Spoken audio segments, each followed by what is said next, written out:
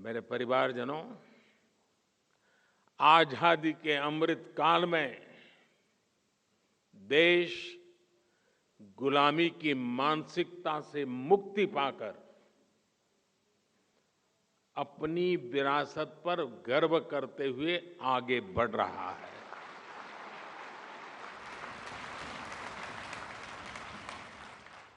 हमारी सरकारों के कार्यों में भी आपको कहीं न कहीं मालवीय जी के विचारों की महक महसूस होगी।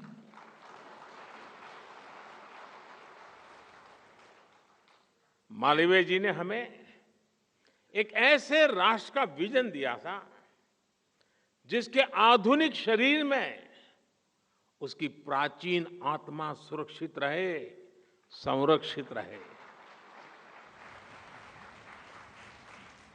जब अंग्रेजों के विरोध में देश में शिक्षा के बायकॉट की बात उठी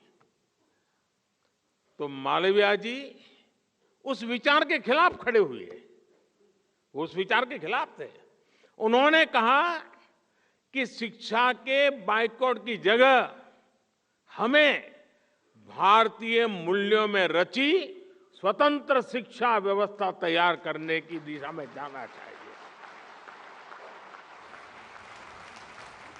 और मजा देखिए, इसका जिम्मा भी उन्होंने खुद ही उठाया और देश को बनारस हिंदू विश्वविद्यालय के रूप में एक गौरवशाली संस्थान दिया।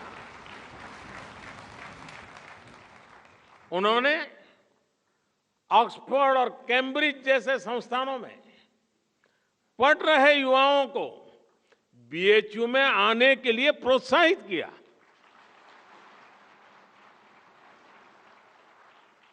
महामना इंग्लिश के महान विद्वान होने के बावजूद भारतीय भाषाओं के प्रबल पक्षधर थे। एक समय था जब देश की व्यवस्था में, न्यायालयों में फारसी और अंग्रेजी भाषा ही हावी थी। मालवीय जी ने इसके खिलाफ भी आवाज उठाई थी।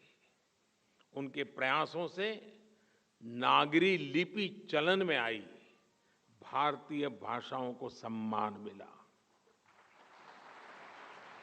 आज देश की नई राष्ट्रीय शिक्षा नीति में भी मालवीय जी के इन प्रयासों की झलक मिलती है। हमने भारतीय भाषाओं में हायर एजुकेशन की नई शुरुआत की है। सरकार आज कोर्ट में भी भारतीय भाषाओं में कामकाज को प्रोत्साहित कर रही है।